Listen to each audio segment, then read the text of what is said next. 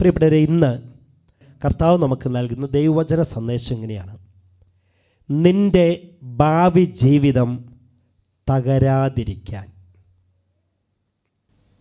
അപ്പോൾ അത് പൂർണ്ണമല്ല, കുറച്ചും കൂടെ അപ്പോൾ നമുക്ക് മനസ്സിലാകും എന്ത് ചെയ്യണമെന്നും കൂടെയുണ്ട്.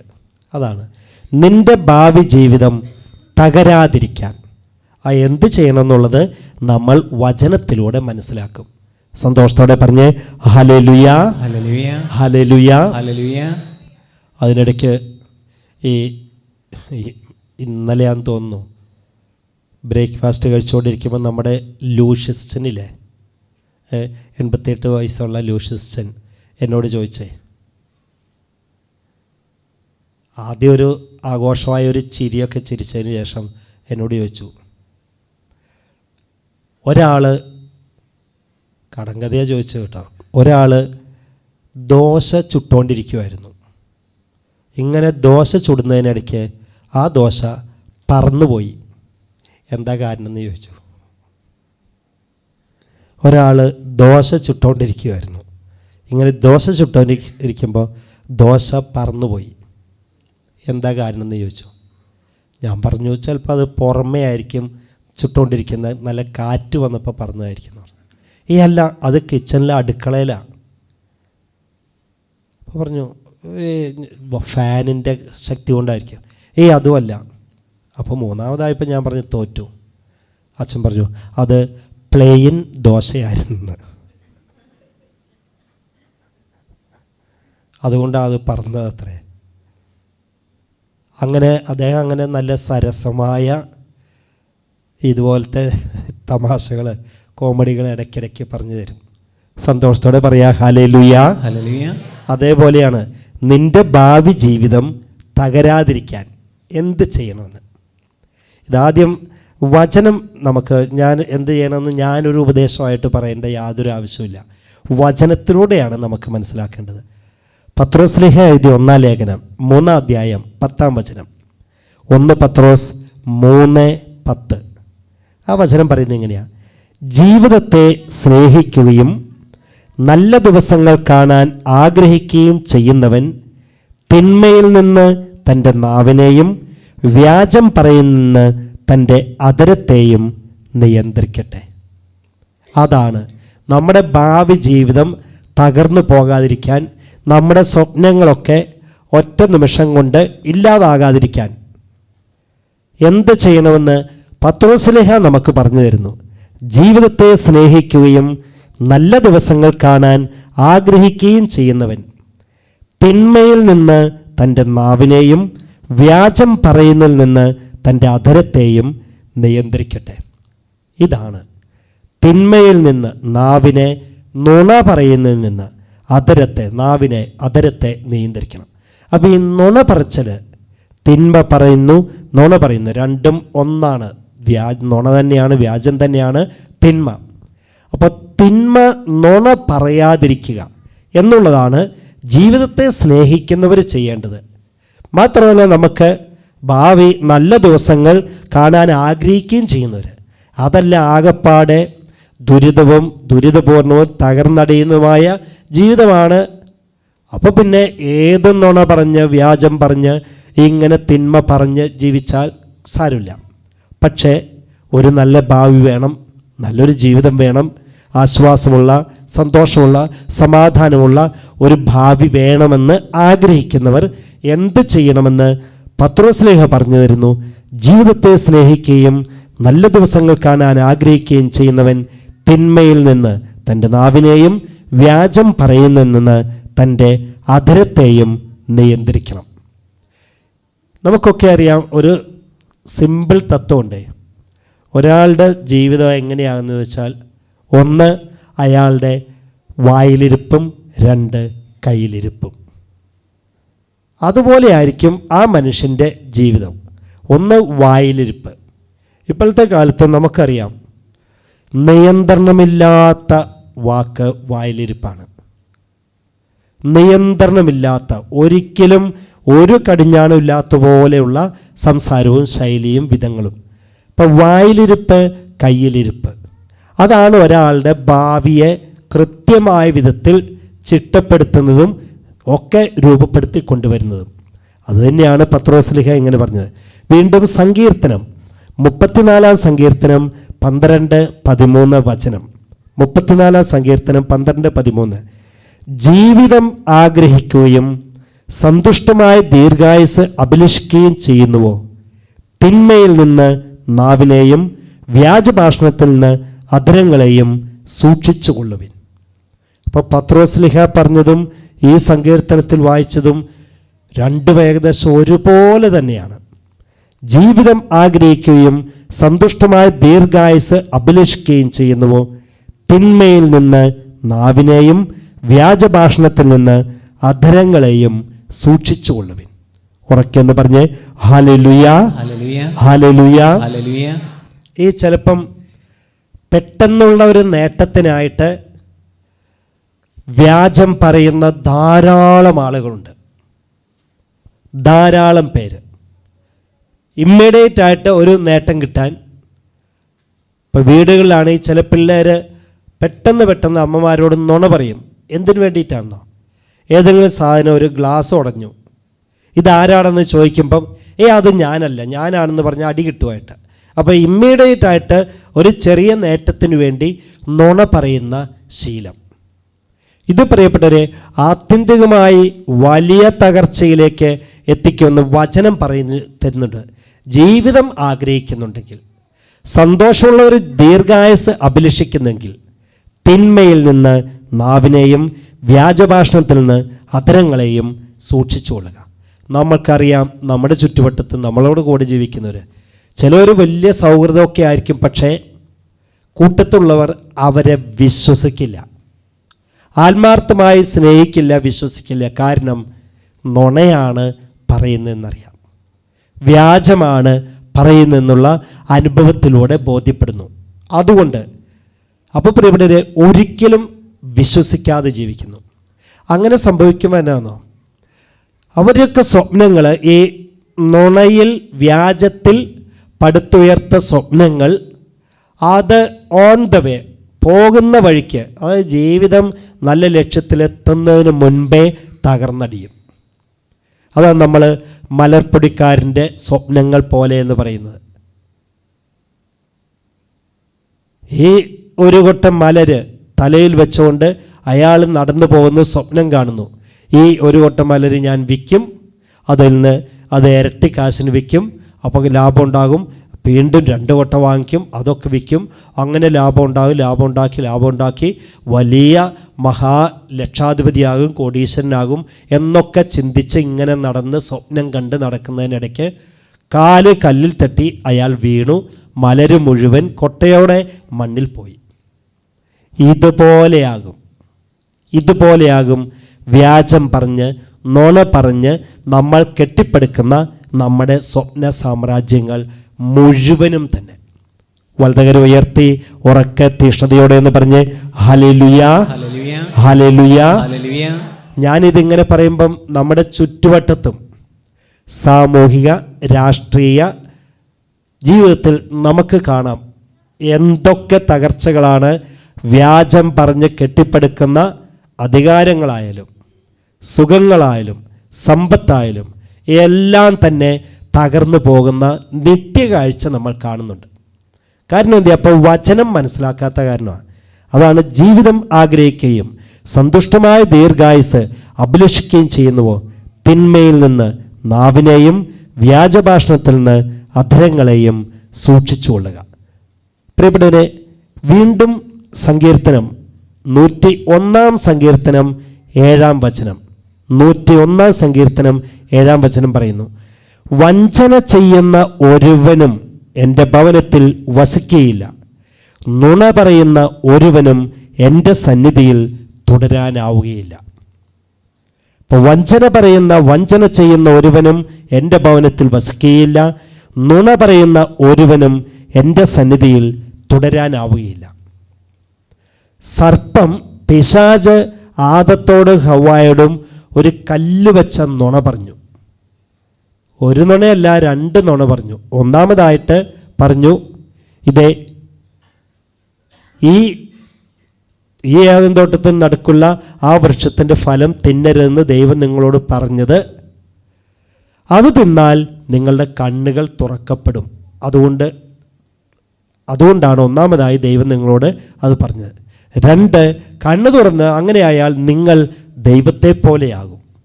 ഈ 2 കല്ല് വെച്ച നുണ അങ്ങോട്ട് പിശാച് പറഞ്ഞു. പ്രിയപ്പെട്ടവരെ, അത് ഈ ആദവും ഹവ്വയും വിശ്വസിക്കുകയും ചെയ്തു. എന്താണെന്ന് ഈ കാലഘട്ടത്തിലും അതെ, സത്യമാണോ നുണയാണോ പറയുന്നതെന്ന് തിരിച്ചറിയാൻ പറ്റില്ല എന്ന് മാത്രമല്ല, നുണയെ സത്യത്തിൻ്റെ സത്യമായിട്ട് അങ്ങോട്ട് പറയാനും ഒത്തിരിയേറെ പേർക്ക് പറ്റും. അതുകൊണ്ടാണ് വഞ്ചന ചെയ്യുന്ന ഒരുവനും എൻ്റെ ഭവനത്തിൽ വസിക്കുകയില്ല, നുണ പറയുന്ന ഒരുവനും എൻ്റെ സന്നിധിയിൽ തുടരാനാവുകയില്ല. അങ്ങനെ അന്ന് പിശാച് അങ്ങനെ ഈ ആദത്തെ ഹവ്വായെയും നുണ പറഞ്ഞ് ചതിച്ചതിൻ്റെ പേരിൽ എന്താ സംഭവിച്ചേ? അന്ന് തൊട്ട് നിത്യശത്രുവായെന്ന് മാത്രമല്ല, ദൈവം ശക്തമായ വിധത്തിൽ പറഞ്ഞു, നീയും നിൻ്റെ സന്തതിയും ഞാനും എൻ്റെ സന്തതിയും തമ്മിൽ നിത്യമായ ശത്രുത ഉളവാക്കും. എന്നിട്ട് അങ്ങനെ കഠിനമായ വിധത്തിൽ, പ്രിയപ്പെട്ടവരെ, അതിൻ്റെയൊക്കെ പരിണിതം ഈ നുണ വിശ്വസിച്ച് അതുപോലെ പ്രവർത്തിച്ച ആദത്തിൻ്റെ ഹവ്വായുടെയും കാര്യം നമുക്കറിയാം. അതുകൊണ്ടാണ് ഇന്ന് നമ്മൾ തിരിച്ചറിയണം, അധരങ്ങളെ വ്യാജം പറയുന്നതിൽ നിന്ന്, അത് ചെറിയ കാര്യമായാലും വലിയ കാര്യമായാലും, നുണ പറയുന്നതിൽ നിന്ന്, വ്യാജം പറയുന്നതിൽ നിന്ന് നമ്മൾ പിന്തിരിയണം. ഈ ഒരു 3-4 മാസം മുന്നേ ഇവിടെ നിന്നല്ല കേട്ടോ, വിദേശത്ത് ഒരു രാജ്യത്തു നിന്ന് ഒരാൾ വിളിച്ചു. വിളിച്ചിട്ട് അദ്ദേഹം വിളിച്ചിട്ട് പറഞ്ഞു, അച്ഛാ, ഞാൻ ഡ്രൈവിംഗ് ടെസ്റ്റ് ഇവിടെ എഴുതി ഡ്രൈവിംഗ് ടെസ്റ്റ് നടത്തിയിട്ട് ഇപ്പോൾ 8 പ്രാവശ്യം ടെസ്റ്റ് നടത്തി, ഞാൻ തോറ്റു. 8 പ്രാവശ്യവും തോറ്റു. ആ രാജ്യത്ത് നല്ല ബുദ്ധിമുട്ടാണ്, നല്ല ചിലവുണ്ട്. ഓരോ പ്രാവശ്യം ടെസ്റ്റിന് പോകണമെങ്കിൽ നല്ല ചിലവുണ്ട്, ഒപ്പം നല്ല ബുദ്ധിമുട്ടുമാണ്. 8 പ്രാവശ്യം ചെയ്തിട്ടും ജയിച്ചിട്ടില്ല. എന്നിട്ട് എന്നോട് പറഞ്ഞത് പ്രാർത്ഥിക്കണമെന്നല്ല, ഇപ്പം എനിക്ക് ഒരു ഓഫർ വന്നിട്ടുണ്ട്. ഒരു നിശ്ചിത കാശ് കൊടുത്താൽ അടുത്ത പ്രാവശ്യം ജയിപ്പിക്കാമെന്ന് പറഞ്ഞിട്ടുണ്ട്. വലിയൊരു എമൗണ്ടാണ്. എന്നാൽ ഇദ്ദേഹം എന്നിട്ട് പറഞ്ഞു, അച്ഛാ, എൻ്റെ കയ്യിൽ നിന്ന് ഈ 8 പ്രാവശ്യം എഴുതാൻ താങ്ങാൻ പറ്റാതെ അത്ര വലിയ കാശ് ഇപ്പം ചിലവായി. മാത്രമല്ല, എനിക്കിവിടെ വണ്ടി ഓടിക്കാനും പറ്റുന്നില്ല. അതുകൊണ്ടുള്ള എല്ലാ ബുദ്ധിമുട്ടുകളും ഉണ്ട്. ഇപ്പം ഇങ്ങനെ ഒരു അവസരം കിട്ടിയിട്ടുണ്ട്, നിശ്ചിത കാശ് കൊടുത്താൽ മതി, അടുത്ത ടെസ്റ്റിൽ ജയിപ്പിക്കാമെന്ന് പറഞ്ഞിട്ടുണ്ട്, ലൈസൻസ് തരാമെന്ന് പറഞ്ഞിട്ടുണ്ട്. ഞാൻ എന്നാ ചെയ്യേണ്ടതെന്ന് ചോദിച്ച് എന്നെ വിളിച്ചു. വെളുപ്പിന് 5:15 വിളിച്ചത്. 8 പ്രാവശ്യമായില്ലേ അല്ലേ? ഇനിയൊന്ന് കുറച്ച് കാശ് കൊടുത്താലും ഇപ്പോൾ ഒന്ന് ലൈസൻസ് കിട്ടണ്ടേ? ഞാൻ പറഞ്ഞേ, എൻ്റെ ചേട്ടാ, ഇങ്ങനെ കാശ് കൊടുത്ത് ഡ്രൈവിംഗ് ലൈസൻസ് വാങ്ങിച്ചിട്ട് മറ്റുള്ളവരെ കൊല്ലാനും സ്വയം ചാകാനുമാണോ? മറ്റുള്ളവരെ കൊല്ലാനും ഇതേ വാക്കാട്ടോ പറഞ്ഞത്, മറ്റുള്ളവരെ കൊല്ലാനും സ്വയം ചാകാനും വേണ്ടിയിട്ടാണോ? അതുകൊണ്ട് മേലിൽ എന്നിട്ട് ഈ മനുഷ്യനോട് മാത്രമേ ഈ 5 കൊല്ലത്തിനിടയ്ക്ക് ഞാൻ ഈ വാക്ക് പറഞ്ഞോളൂ. ഏത് വാക്കാ? മേലിൽ എന്നെ ഫോൺ വിളിക്കണ്ട കേട്ടോ എന്ന്. മേലിൽ എൻ്റെ ആ നമ്പറൊക്കെ ഇതിൽ ഇപ്പോഴും ഉണ്ട്. എത്രയോ മിനിമം ഒരു 3 വർഷത്തെ പരിചയമൊക്കെ ഉണ്ട്. മേലിൽ എന്നെ ഫോൺ വിളിക്കരുത് കേട്ടോ എന്ന് പറഞ്ഞു. അപ്പോൾ പ്രിയപ്പെട്ടവർ, എന്തേ ഇതുപോലെ വഞ്ചന, ചതി ചെയ്യാൻ ഞാൻ ചെയ്തോട്ടെ എന്ന് സപ്പോർട്ടിനായിട്ട് വിളിക്കേണ്ട ആളല്ല ഞാനെന്ന് എനിക്കറിയാം. ചിലപ്പോൾ അവർക്കതറിയില്ലായിരിക്കും, പക്ഷേ എനിക്കറിയാം. ഇങ്ങനെ മറ്റുള്ളവരെ കൊല്ലാനും സ്വയം ചാകാനും അതിന് വേണ്ടിയിട്ടാണോ ഇങ്ങനെ ഒരു ഡ്രൈവിംഗ് ലൈസൻസ് വാങ്ങിക്കുന്നതെന്ന് ചോദിച്ചു. പ്രിയപ്പെട്ടവരെ, നമ്മൾ ഇത് ഓർക്കണം, വഞ്ചന ചെയ്യുന്ന ഒരുവനും എൻ്റെ ഭവനത്തിൽ വസിക്കുകയില്ല. സങ്കീർത്തനം 101:7 പറയുന്നതാണ്, അത്ര ശക്തമായിട്ടാണ്. എന്നിട്ടല്ല, നുണ പറയുന്ന ഒരുവനും എൻ്റെ സന്നിധിയിൽ തുടരാനാവുകയില്ല. എത്ര പ്രാവശ്യം ഡ്രൈവിംഗ് ടെസ്റ്റ് നടത്തി കിട്ടിയില്ല എന്നുള്ളതല്ല,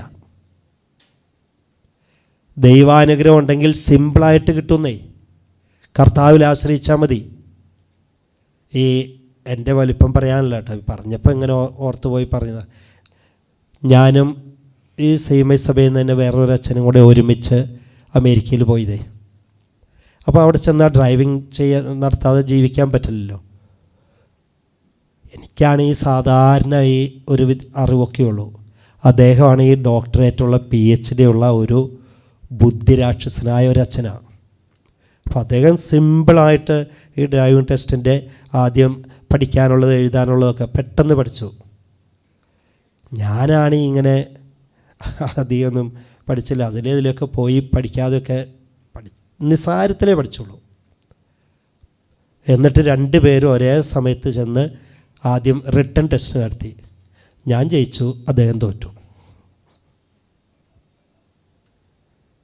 എന്നിട്ട് 3ാമത്തെ പ്രാവശ്യം അദ്ദേഹത്തിന് കിട്ടി കേട്ടോ. അതിനുശേഷം ഡ്രൈവിംഗ് ഓൺ റോഡ് ടെസ്റ്റ് നടത്തണം. അതും ഇതുപോലെ തന്നെയാണ്. എന്നോട് ഇന്ന ദിവസം വരാൻ പറഞ്ഞു, ഞാൻ പോയി, അത് കിട്ടി.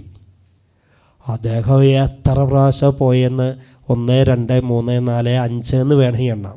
6ാമത്തെ പ്രാവശ്യം കണ്ടാണ് ഓൺ റോഡിൽ ഡ്രൈവിംഗ് ടെസ്റ്റ് പാസ്സായി ലൈസൻസ് കിട്ടിയത്. അദ്ദേഹം അസാമാന്യ ബുദ്ധിയും PhD ഡോക്ടറേറ്റും ഒക്കെയുള്ള ആളാണ്. ഒറ്റ കാര്യമുള്ളൂ, ഞാനിത് ഈ കർത്താവിൽ ആശ്രയിച്ചത്, ഞാൻ പോവുക, ജയിച്ചു. സിമ്പിളായിരുന്നു കാര്യം. അപ്പോൾ പ്രിയപ്പെട്ടവരെ, നമ്മൾ ദൈവത്തിൽ ആശ്രയിച്ചാൽ മതി ചില പ്രതിസന്ധികളിൽ, ഏത് കാര്യത്തിലും. അല്ലാതെ നുണ പറഞ്ഞ് കാര്യം നേടാമെന്ന് കരുതിയാൽ, ഞാൻ പറഞ്ഞു, ഓൺ ദ വേ നമ്മുടെ ജീവിതത്തിൽ തട്ടി തകർന്ന് വീഴുകയുള്ളൂ. അതാണ് കൃത്യം അപ്പോസ്തല പ്രവർത്തനം 5-ാം അധ്യായത്തിൽ 1 തൊട്ടുള്ള വചനത്തിൽ എന്താണെന്ന്, ഇങ്ങനെ നുണയിൽ കെട്ടിപ്പടുക്കുന്ന സ്വപ്ന സാമ്രാജ്യങ്ങളൊക്കെ എപ്പം തകർന്നു നോക്കിയാൽ മതി. ഞാൻ ഈ ജീവിച്ചിരിക്കുന്നവരോ മരിച്ചവരായ ആരുടെയും ഒരു ഉദാഹരണവും പറയുന്നില്ല. കാരണം നമുക്കൊക്കെ എല്ലാവർക്കും അറിയാം, ചുറ്റുവട്ടങ്ങളിലൊക്കെ നുണയുടെ മേൽ കെട്ടിപ്പടുക്കുന്ന സാമ്രാജ്യങ്ങൾ, സ്വപ്നങ്ങൾ, സാമ്രാജ്യങ്ങളൊക്കെ നോക്കി നിൽക്കുമ്പോൾ തകരുന്നത് നമുക്ക് കാണാൻ പറ്റും. അപ്പോസ്തല പ്രവർത്തനം 5-ാം അധ്യായം 1 തൊട്ടുള്ള വചനം, അനനിയാസ് എന്നൊരാളും അവൻ്റെ ഭാര്യ സഫീറായും കൂടെ തങ്ങളുടെ പറമ്പ് വിറ്റു. വിലയുടെ ഒരു ഭാഗം അവൻ ഭാര്യയുടെ അറിവോടെ മാറ്റിവെച്ചു. ബാക്കി അപ്പോസ്തലന്മാരുടെ കാൽക്കൽ സമർപ്പിച്ചു. പത്രോസ് ചോദിച്ചു, അനനിയാസേ, പരിശുദ്ധാത്മാവിനെ വഞ്ചിക്കാനും പറമ്പിൻ്റെ വിലയുടെ ഒരംശം മാറ്റിവെക്കാനും സാത്താൻ നിന്റെ ഹൃദയത്തെ പ്രേരിപ്പിച്ചത് എന്ത്? പറമ്പ് നിന്റെ സ്വന്തമായിരുന്നില്ലേ? വിറ്റുകിട്ടിയതും നിന്റെ അധീനതയിലായിരുന്നില്ലേ? ഈ പ്രവൃത്തി ചെയ്യാൻ നിന്നെ പ്രേരിപ്പിച്ചത് എന്താണ്? നീ വ്യാജം പറഞ്ഞത് മനുഷ്യനോടല്ല, ദൈവത്തോടാണ്. ഈ വാക്ക് കേട്ട ഉടനെ അനനിയാസ് നിലത്ത് വീണ് മരിച്ചു. ഇത് കേട്ടവരെല്ലാം ഭയവഹിലരായി. ഈ അനനിയാസിന് ഒത്തിരിയേറെ അദ്ദേഹം സ്വപ്നങ്ങൾ ഉണ്ടാക്കി. പറമ്പിൻ്റെ പകുതി വില ആരും അറിയാതെ എടുത്തു വച്ചിട്ട്, എന്നിട്ട് അതുകൊണ്ട് ബിസിനസ് ചെയ്യാം, അതുകൊണ്ട് ഒത്തിരി കച്ചവടങ്ങൾ ചെയ്യാം, അല്ലെങ്കിൽ വേറെ പറമ്പ് വാങ്ങാം, മറ്റോരോരോ കൃഷികൾ ചെയ്യാം, അങ്ങനെ വളർത്താൻ സമ്പന്നനാകാം എന്നൊക്കെയുള്ള സ്വപ്നങ്ങൾ പടുത്തുയർത്തിയത്. ഈ സ്വപ്നങ്ങളൊക്കെ നെയ്തത് ഈ കള്ളത്തരത്തിലായിരുന്നു, ഈ നുണയാണ്. അതാണ് അനനിയാസെ വ്യാജം പറഞ്ഞത് നീ എന്നോടല്ല, പരിശുദ്ധാത്മാവിനോടാണ്. അപ്പോൾ പ്രിയപ്പെട്ടവരെ, നമ്മൾ ആരുടെ ജീവിതത്തിലായാലും ഇങ്ങനെയുള്ള വ്യാജത്തിൻ്റെ അടിത്തറമേൽ പണിയുന്ന നമ്മുടെ സ്വപ്നങ്ങളൊക്കെ തകർന്നടിയുമെന്ന് വചനം സാക്ഷ്യപ്പെടുത്തുകയാണ്. വീണ്ടും ചെറുപ്പക്കാർ അവനെ വസ്ത്രത്തിൽ പൊതിഞ്ഞ് പുറത്തു കൊണ്ടുപോയി സംസ്കരിച്ചു. ഏകദേശം 3 മണിക്കൂർ കഴിഞ്ഞ് അവൻ്റെ ഭാര്യയും വന്നു. നടന്നതൊന്നും അവൾ അറിഞ്ഞിരുന്നില്ല. പത്രോസ് അവളോട് ചോദിച്ചു, ഈ തുകയ്ക്ക് തന്നെയാണോ നിങ്ങൾ പറമ്പ് വിറ്റത് എന്ന് എന്നോട് പറയുക.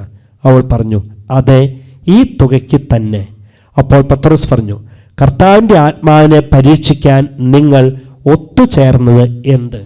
നോക്കുക, ഒരാൾ ഇങ്ങനെ മനഃപൂർവ്വം അങ്ങോട്ട് നുണ പറയുമ്പം അത് മനുഷ്യനോടല്ല പറയുന്നത്, ദൈവത്തിൻ്റെ ആത്മാവിനോടാണ്, കർത്താവിനോട് തന്നെയാണ്. അതാണ് ആ ചേച്ചി സഫീറ ഈ നുണ പറഞ്ഞത് പരിശുദ്ധാത്മാവിനോടല്ല, നോക്കുമ്പം പത്രോസ്ലിഹായോടാണ്. ഈ തോയ്ക്ക് തന്നെയാണ് വിറ്റതെന്ന് ചോദിച്ചപ്പോൾ അതെ, ഭർത്താവ് പറഞ്ഞ അതേ തോയ്ക്ക് തന്നെയാണെന്ന് പത്രോസിനോടാണ് പറയുന്നത്. പക്ഷേ പ്രിയപ്പെട്ടവരെ, പത്രോസിനോട് പറയുന്നത് അത് പരിശുദ്ധാത്മാവിനോടാണ് ആ സ്ത്രീ പറയുന്നത്. ഉടനെ കർത്താവിൻ്റെ ആത്മാവിനെ പരീക്ഷിക്കാൻ നിങ്ങൾ ഒത്തുചേർന്നത് എന്ത്? ഇതാ നിന്റെ ഭർത്താവിനെ സംസ്കരിച്ചവരുടെ കാലൊച്ച വാതിലിന് പുറത്ത് കേൾക്കാം, അവർ നിന്നെയും കൊണ്ടുപോകും. തൽക്ഷണം അവൾ അവൻ്റെ കാൽക്കൽ മരിച്ചു വീണു. പ്രിയപ്പെട്ടവരെ, എന്താണ് ഇത്ര ശക്തമായ വിധത്തിൽ നിങ്ങൾ രണ്ടുപേരും നുണ പറഞ്ഞിരിക്കുന്നത്? എന്നോടല്ല, പത്രോസ്ലിഹായോടല്ല, പരിശുദ്ധാത്മാവിനോടാണ്. അപ്പം നമ്മൾ പ്രിയപ്പെട്ടവരെ, നമ്മുടെ ജീവിതത്തിൽ വളർച്ചയും ഉയർച്ചയും നന്മയും ഒക്കെ വേണമെന്ന് ആഗ്രഹിക്കുന്നവർ ചെയ്യേണ്ടത് ഇതാണ്: വ്യാജം പറയുന്നതിൽ നിന്നും നുണ പറയുന്നതിൽ നിന്നും നമ്മുടെ അധരത്തെ സംരക്ഷിക്കണം. പ്രഭാഷകൻ്റെ പുസ്തകം 4-ാം അധ്യായം 28-ാം വചനം. പ്രഭാഷകൻ 4:28. മരിക്കേണ്ടി വന്നാലും സത്യം വെടിയരുത്, ദൈവമായ കർത്താവ് നിനക്ക് വേണ്ടി പൊരുതിക്കൊള്ളും. ഒരു സംശയമില്ലാന്ന്. കുറച്ച് ഭൗതികമായ സാമ്പത്തികമായ നഷ്ടങ്ങൾ സംഭവിക്കും എന്ന് കരുതി മരിക്കേണ്ടി വന്നാലും സത്യം വെടിയരുത്. കാരണം ദൈവമായ കർത്താവ് നിനക്ക് വേണ്ടി പൊരുതിക്കൊള്ളും. അങ്ങനൊരു ബോധ്യം നമുക്കുണ്ടെങ്കിൽ പ്രിയപ്പെട്ടവരെ, നമ്മൾ ഒരു കാരണവശാലും തിന്മയ്ക്ക് നമ്മൾ നമ്മുടെ ജീവിതത്തെ വിട്ടുകൊടുക്കില്ല. അതാണ് പ്രഭാഷകൻ 23-ാം അധ്യായം 8-ാം വചനം. 23-ാം അധ്യായം 8-ാം വചനം. പാപിയുടെ പതനത്തിന് കാരണം അവൻ്റെ ചുണ്ടുകളാണ്. ഒരു സംശയമില്ലാതെ പറയുകയാണ്, പാപിയുടെ പതനത്തിന് കാരണം അവൻ്റെ ചുണ്ടുകളാണ്. പ്രിയപ്പെട്ടവരെ, അതുകൊണ്ട് ഇന്നത്തെ ദിവസം കർത്താവ് നമുക്ക് നൽകുന്ന ശക്തമായ വചനമാണ്: നിന്റെ ഭാവി ജീവിതം തകരാതിരിക്കാൻ അധരങ്ങളെ വ്യാജത്തിൽ നിന്ന്, തിന്മയിൽ നിന്ന് കാത്തു സൂക്ഷിക്കണമെന്ന്.